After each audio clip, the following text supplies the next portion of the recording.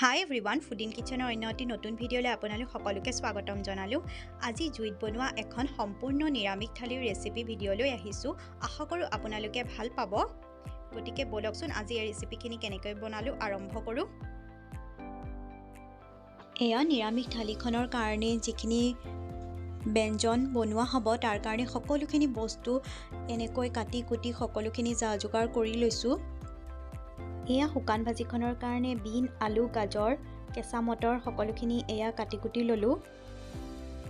ৰঙালাও আৰু আলুৰ ভাজিখনৰ কাৰণে ৰঙালাও আৰু আলু এয়া কাটি লোৱা হৈ গৈছে। লাই পাতৰ এখন ভাজি বনাম আৰু বেঙেনা ফ্ৰাই কৰা হ'ব। মাটি দালিখিনি মই অলপ সময় তিয়াই ধুই কৰি চাফা কৰি ল'লোঁ আৰু এয়া হৈ গ'ল ঔটেঙা।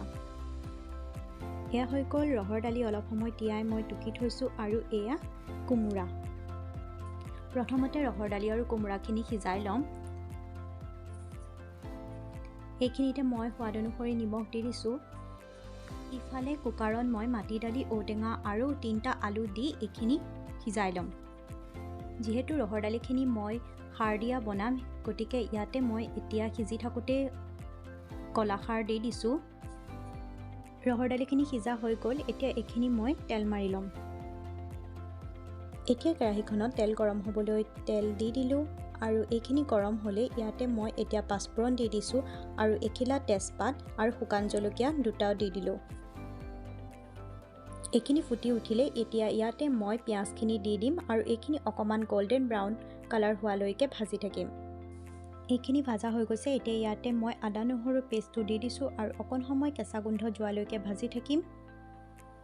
আৰু ইয়াতে এতিয়া মই 1 চামুচ হালধি পাউডাৰ, 1 চামুচ জিৰা পাউডাৰ দি দিছোঁ আৰু অকণ সময় মিক্স কৰি লৈ ইয়াতে দালিখিনি ঢালি দিছোঁ। দালিখিনি প্ৰায় হৈছে। এতিয়া ইয়াতে মই ধনিয়া পাত কেইটামান দি দিম আৰু এইখিনি এতিয়া নমাই থৈ দিম। এতিয়া মাটি দালি বনাবৰ কাৰণে কেৰাহীখন মই জুইত বহাই দিলোঁ আৰু জোখমতে তেল দি দিছোঁ। এইখিনি গৰম হ'লত ইয়াতে মই পাঁচফোৰণ কেইটা দি দিছোঁ আৰু লগতে শুকান জলকীয়া এটা আৰু তেজপাত এখিলাও দি দিলোঁ আৰু পিঁয়াজখিনি দি এতিয়া অকণ সময় ভাজি থাকিম। এইখিনি ৰঙচুৱা হোৱাৰ লগে লগে ইয়াতে মই আদা নহৰু থেতালি থোৱা পেষ্টখিনি দি দিলোঁ আৰু এইখিনি অকণমান কেঁচা কেঁচা গোন্ধটো যোৱালৈকে ভাজি থাকিম।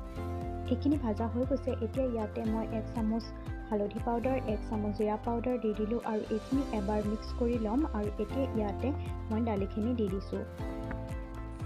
এই মাটি দালিখিনি উতল আহিলে আৰু দালিখিনি হৈয়ে গৈছে। এতিয়া ইয়াতে মই ধনিয়া পাত কেইটামান দি দিলোঁ আৰু এইখিনি এতিয়া জুইৰ পৰা নমাই থৈ দিম। এতিয়া এই শুকান ভাজিখনৰ কাৰণে মই কেৰাহীটো গৰম হ'বলৈ দিলোঁ আৰু ইয়াত জোখমতে তেল দি দিছোঁ। এতিয়া ইয়াতে মই কালজিৰা কেইটামান দি দিম আৰু এইকেইটা ফুটি উঠিলেই কাটি থোৱা পাচলিখিনি ইয়াতে দি দিম। ইয়াতে এতিয়া মই 1 চামুচ হালধি পাউডাৰ দি দিলোঁ আৰু সোৱাদ অনুসৰি নিমখ দিম আৰু এইখিনি এবাৰ ভালকৈ মিক্স কৰি ঢাকোন লগাই এইখিনি সিজিবলৈ দিম। ইফালে জুইৰ অঙঠাত মই বিলাহীকেইটা পুৰিবৰ কাৰণে দি দিছোঁ আৰু এইখিনি অলপ সময়ৰ পিছতেই সিজি যাব। আৰু আনহাতে এয়া আমাৰ শুকান ভাজিখনো ৰেডি হৈ গ'ল। এতিয়া এইখিনি মই কাঢ়ি ল'লোঁ। এতিয়া আলু পিটিকা বনাবৰ কাৰণে ইয়াতে মই তেল গৰম হ'বলৈ দিছোঁ আৰু এতিয়া ইয়াতে পিঁয়াজখিনি দি দিম আৰু অকণ সময় ভাজি ল'ম। এইখিনি ভাজা হৈ গৈছে। এতিয়া এয়া পিঁয়াজ আৰু গোটেইখিনি তেল মই এই আলুখিনিত দি দিলোঁ আৰু এইখিনি ধুনীয়াকৈ পিটিকি ল'ম। ইয়াতে আপোনালোকে জলকীয়া ইচ্ছা কৰিলে দিব পাৰে। মই এনেকৈ জলকীয়াকেইটা পুৰি দি দিছিলোঁ। শুকান জলকীয়া হয় সেইকেইটা। আপোনালোকে কেঁচা জলকীয়াও তেলত দি পিটিকা কৰি খাব পাৰে। এই আলু পিটিকাটো খাবলৈ সঁচাকৈ বহুত ধুনীয়া হয়। এবাৰ খাই চাব। সেইকাৰণে আমি ইয়াক পকা তেলত দিয়া আলু পিটিকা বুলি কওঁ। এতিয়া ৰঙালাও আৰু চব্জিখনৰ কাৰণে কেৰাহীত তেল গৰম হ'বলৈ দিলোঁ আৰু এইখিনি গৰম হ'লে ইয়াতে মই এতিয়া পিঁয়াজখিনি দি দিম আৰু লগতে পাঁচফোৰণ কেইটামানো দি দিম আৰু এটা শুকান জলকীয়া দি অকণমান সময় ভাজি ল'ম। এতিয়া এইখিনি তেলতে মই 1 চামুচ হালধি পাউডাৰ, 1 চামুচ জিৰা পাউডাৰ দি দিলোঁ আৰু এইখিনি অকণমান মিক্স কৰি ইয়াতে এতিয়া ৰঙালাও আলু চব্জিখিনি দি দিম।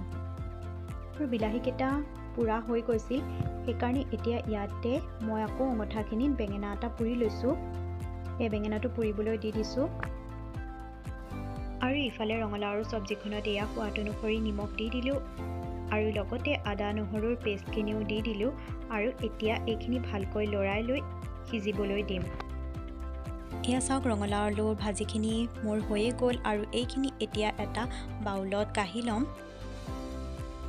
এতিয়া লাই শাকৰ ভাজিখনৰ কাৰণে ইয়াতে তেল গৰম কৰি মই নহৰু কেইফুট দি দিলোঁ আৰু এইখিনি অকণমান ৰঙচুৱা হোৱালৈকে ভাজি ইয়াতে মই এতিয়া জলকীয়া এটা দি দিম আৰু লাই শাকখিনি ইয়াতে মই দীঘলে দীঘলে দি দিম আৰু এতিয়া ইয়াতে অকণমান নিমখ আৰু অকণমান হালধি দি এইখিনি সিজিবলৈ দিম আচলতে হালধিটো তেলতেই দিব লাগিছিল মোৰ পাহৰা গ'ল এয়া লাই শাকৰ ভাজি হৈ গ'ল শাক কিমানকেইডাল দিছিলোঁ আৰু কিমানকণ হৈ গ'ল চাওকচোন বেঙেনা পোৰা আৰু বিলাহী পোৰাৰ কাৰণে মই পিঁয়াজ পাত পিঁয়াজ ধনিয়া আৰু জলকীয়া কাটি লৈছোঁ আৰু এইখিনি দি এতিয়া মই সেইখিনি পিটিকা কৰিম এতিয়া মই বিলাহীখিনি গোটেইখিনি দি দিলোঁ আৰু সোৱাদ অনুসৰি নিমখ আৰু অকণমান কেঁচা মিঠাতেল দি এইখিনি এতিয়া পিটিকি ল'ম এতিয়া বেঙেনা পিটিকাৰ কাৰণেও মই জলকীয়া পিঁয়াজ পাত ধনিয়া পিঁয়াজ সকলোখিনি দি কেঁচা মিঠাতেল আৰু সোৱাদ অনুসৰি নিমখ দি এইখিনি পিটিকি ল'ম এতিয়া বেঙেনা বৰাৰ কাৰণে ইয়াতে মই এতিয়া বেচন লৈছোঁ আৰু এয়া সোৱাদ অনুসৰি অকণমান নিমখ দিলোঁ ইয়াতে অকণমান হালধি পাউডাৰ কালজিৰা কেইটামান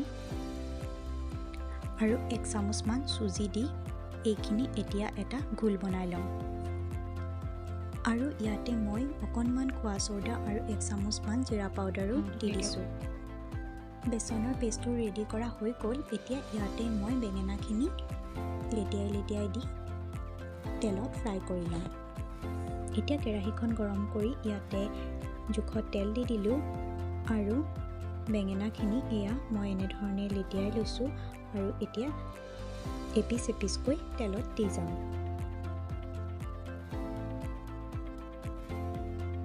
এয়া তেলত দি এয়া আমাৰ বেঙেনা ফ্ৰাই ৰেডি হৈয়ে গ'ল আৰু এতিয়া এই বেঙেনা ফ্ৰাইখিনি মই এখন প্লেটত কাঢ়ি ল'ম আৰু নেক্সট আৰু এটা বেঙেনা এনেকৈ দি দিম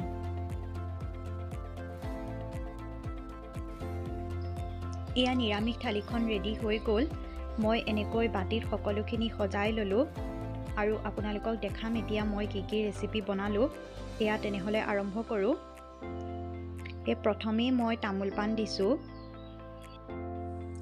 এয়া হ'ল মাটি দালিৰ লগত ঔটেঙা দি বনাইছোঁ আৰু এয়া এগিলাচ মই পানী দিছোঁ ৰহৰ দালিৰ লগত কোমোৰা দি বনোৱা সাৰৰ তৰকাৰী এয়া হ'ল দীঘলে দীঘলে বনোৱা লাই শাকৰ ভাজি এয়া আলু আৰু ৰঙালাওৰ চব্জি বিন গাজৰ মটৰ আলুৰ শুকান ভাজি